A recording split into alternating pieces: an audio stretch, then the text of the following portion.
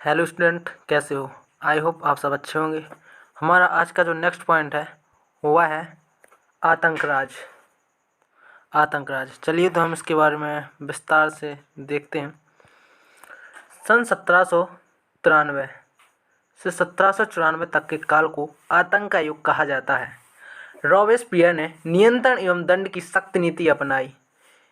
जो आतंक का युग कहा जाता है वह सन 1793 से लेकर 1794 तक के युग को आतंक का युग कहा जाता है। रॉबेस्पियर ने रॉबेस्पियर ने नियंत्रण एवं दंड की सख्त नीति अपनाई। तो यह पॉइंट नोट कर लीजिए कि 1793 से 1794 तक का जो युग है ना, वह क्या कहलाता है? आतंक का युग के नाम से जाना जाता है। उनके उसके हिसाब से गणतंत्र के जो भी शत्रु थे, कुलीन एवं पादरी, अन्य राजनीतिक दलों के सदस्य, उसकी कार्यशैली से असहमत रहने वाली पार्टी सदस्य, उन सभी को गिरफ्तार कर जेल में डाल दिया गया। यानी कि जो भी गणतंत्र के शत्रु थे, चाहे वो कुलीन हो या वो पादरी हो, राजनीतिक दल या किसी पार्टी के नेता ही क्यों ना हो, जो भी गणतंत्र के शत्रु थे उसके खिलाफ थे, तो रॉबेस्पियर ने क्या किया कि उनको पकड़ कर गिरफ्तार कर लिया और उन्हें जेल में डाल दिया गया। उनके साथ बाद में जो ग्लोटन है ना, ग्लोटन, उन्हें दोषी, यदि न्यायालय उन्हें दोषी पाता तो ग्लोटन पर चढ़ाकर सिर कलम कर दिया जाता था।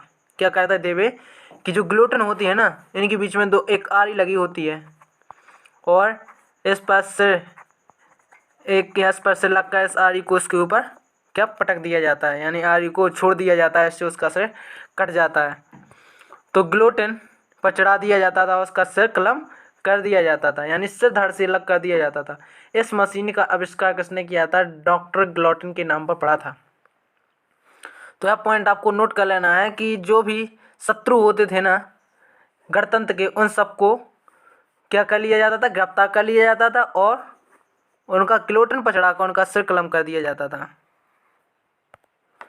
रॉबेस्पियर ने कानून बनाकर मजदूरी और कीमतों की अधिकतम सीमा तय कर दी और गोश्त एवं पाव रोटी की राशनिंग कर दी गई।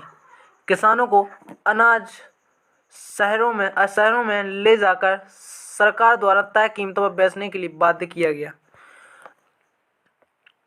अब जो यहाँ का जो मुख्य भोजन था ना, पाव रोटी, तो पाव रोटी की क्या कर दी गई? राशनिंग कर दी गई। जैसे कि हमारे यहाँ पर बीपीएल कार्ड होता है, एपीएल होता है, तो वो कैसा राशन के तौर पर हमको मिलता है, तो ऐसे ही पाव रोटी की क्या कर दी गई? राशनिंग कर दी गई। और किसानों को अपना अनाज शहरों में ले जाकर सरकार द्वारा तय कीमतों पर बाध्य किया गया। और जो भी अनाज था उस अनाज को शहरों में ले जाकर सरकार द्वारा तय कीमतों पर बेचने के लिए बाध्य किया गया, चाहे उस किसान को घाटा लगे या बाड़ा हो, तो सरकार द्वारा तय कीमतों पर बेचने के लिए बाध्य किया गया। अपेक्षाकृत महंगे सफ़ेद आटे के इस्तेमाल पर रोक लगा दी गई। जो सफ़ेद आटा था उसके इस्तेमाल पर क्या लगा दी गई? रोक। और सभी नागरिकों को जो साबुत गेहूँ होता है ना, साबुत गेहूँ से बनी, जो साबुत गेहूँ को बराबरी का प्रतीक माना गया है यहाँ पर, तो साबुत गेहूँ से बनी बराबरी का प्रतीक माने जाने वाली समता रोटी खाना अनिवार्य कर दिया गया। यानी यह जो साबुत गेहूँ से बनी रोटी है ना, यह सभी को खाना अनिवार्य कर दिया गया। बोलचाल और संबोधन में भी बराबरी का आचार व्यवहार लागू करने की कोशिश की गई। परंपरागत जो मॉन्स्यूर महाशय या मदाम यानी महोदय के स्थान पर अब सभी को फ्रांसीसी पुरुष एवं महिलाओं को सितोयन यानी नागरिक और सितोयिन यानी नागरिका के नाम से संबोधित किया जाने लगा। नहीं, पहले इनको जो महाशय या महोदय कहकर बोला जाता था ना, अब उसके स्थान पर सिर्फ जो नागरिक एवं नागरिका के नाम से संबोधित किया जाने लगा सभी को।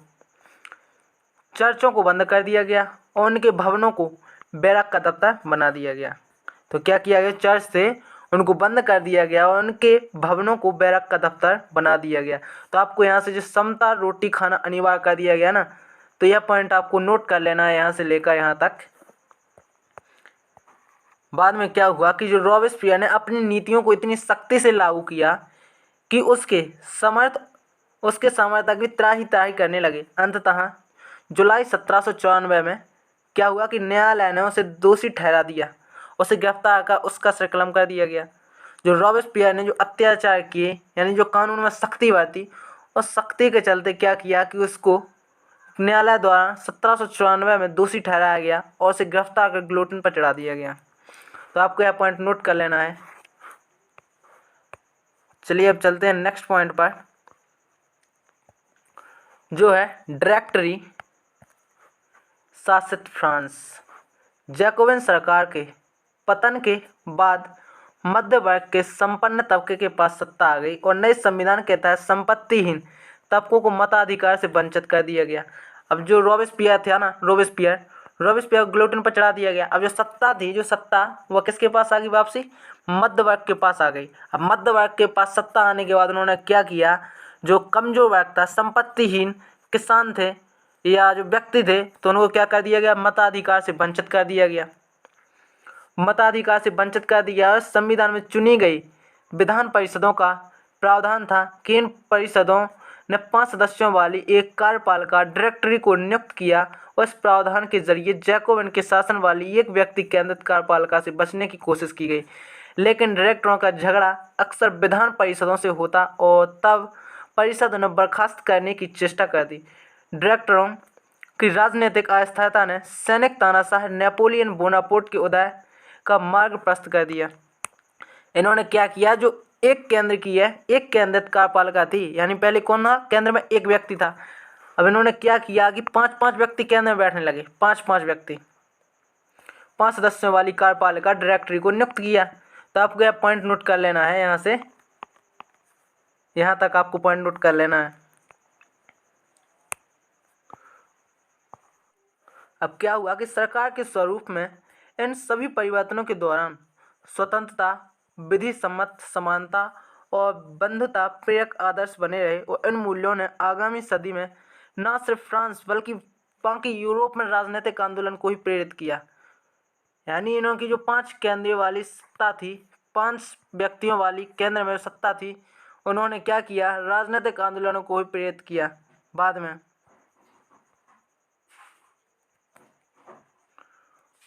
हमारा नेक्स्ट पॉइंट है, क्या महिलाओं के लिए भी क्रांति हुई? तो चलिए देखते हैं। महिलाएं शुरू से ही फ्रांसीसी समाज में इतने अहम परिवर्तन लाने वाली गतिविधियों में सक्रिय रूप से शामिल थीं। महिलाएं शुरुआत से ही जो फ्रांसीसी समाज में जो परिवर्तन आए, तो उसमें महिलाओं का भी योगदान था।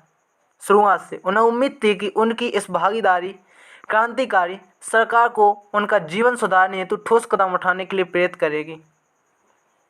उन्हें उम्मीद थी कि जो सरकार है, उन्होंने जो स्वतंत्रता में अपने जो भागीदारी दी है, यानी अपना समर्थन दिया है, उसको लेकर सरकार उनके लिए कुछ ठोस कदम उठाएगी उनके जीवन सुधार में।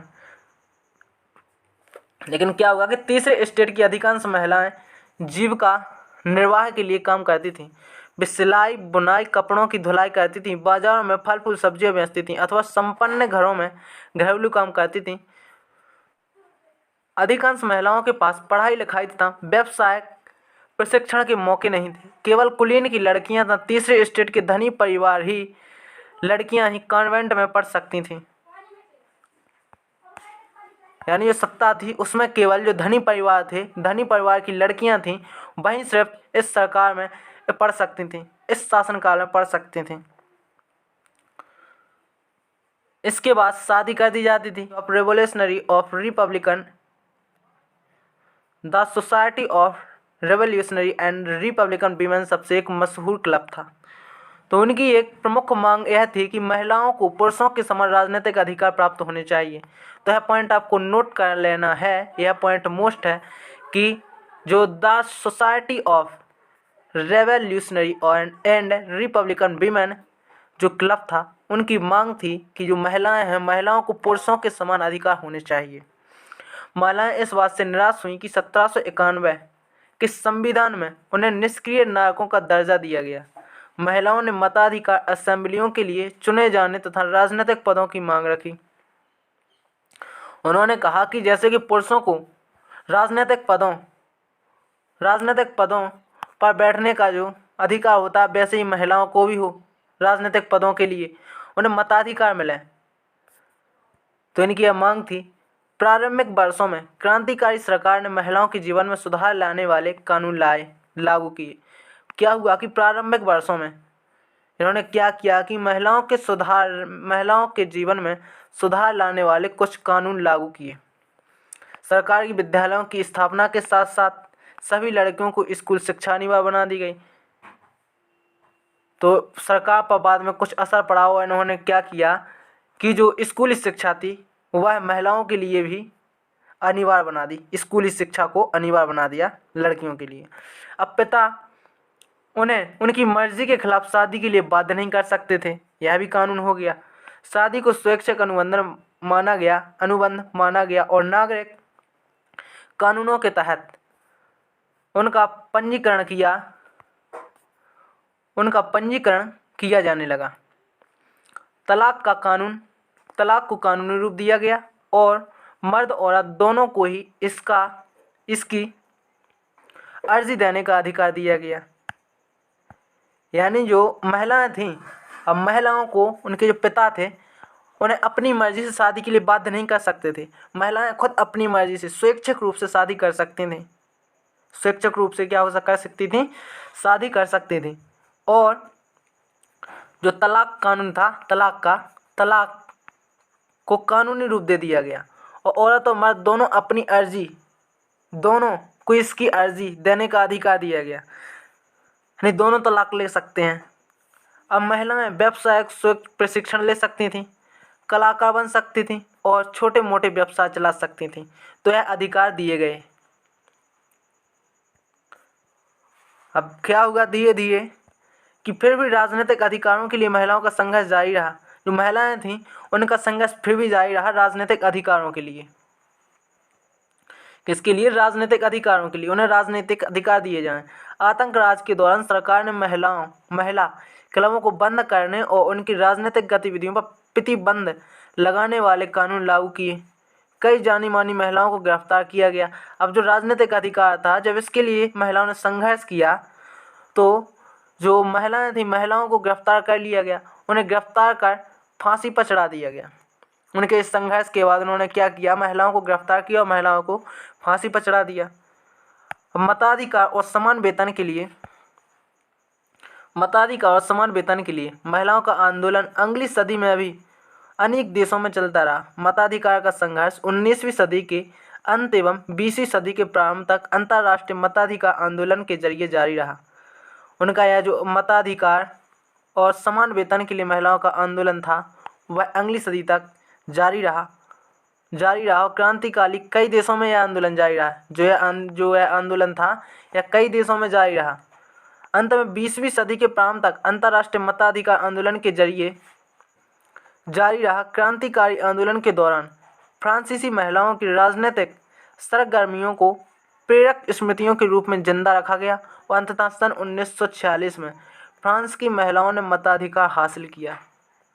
तो अंत में क्या हुआ? सन 1946 में जो फ्रांस की महिलाएं थीं उन्हें 1946 में मताधिकार हासिल हो गया। तो आपको यह पॉइंट नोट कर लेना है कि 1946 में फ्रांस की महिलाओं को मताधिकार हासिल हुआ। तो यह पॉइंट इम्पोर्टेंट है, यह पॉइंट आपको नोट कर लेना है। फिलहाल के लिए इस वीडियो में आज हम इतना ही देखेंगे। यदि आपको हमारा वीडियो थोड़ा भी यूज़फुल लगे, हेल्पफुल हो, तो चैनल को लाइक और सब्सक्राइब करना ना भूलिए।